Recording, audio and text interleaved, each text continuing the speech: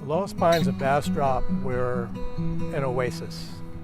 It was a population of pine trees where populations of pine trees should never have existed.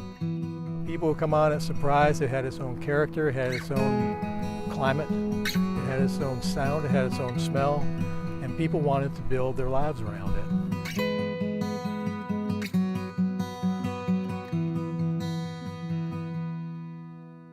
In 2011, we had the worst fire in Texas history come through Bastrop County, the Bastrop County Complex Fire. That fire was over 34,000 acres. It burned through Bastrop State Park and burned 96% of the state park with varying intensities.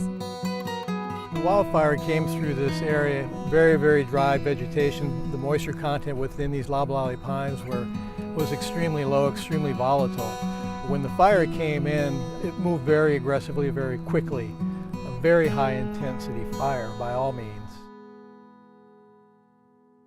Once the fire blew through the area, we immediately started planning on, how are we going to take this forest forward into the future? How are we going to continue to have the Lost Pines of Texas? And so that reforestation process really became a very community-based approach. Many different entities from state agencies, the local community, private partnerships, they came together and we made a reforestation plan.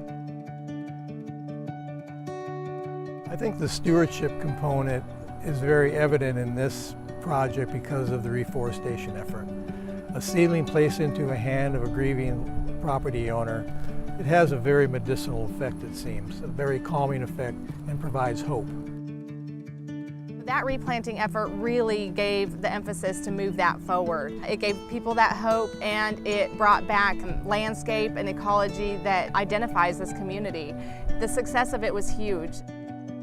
Not only in actually getting trees replanted and regrowing, but in keeping the community together as one. We learned a lot about ourselves, we learned a lot about each other, but the important thing is we learned how effective we can be working together. There was not a lot of I's, but a lot of we's involved, and we're very honored to have been a part of it.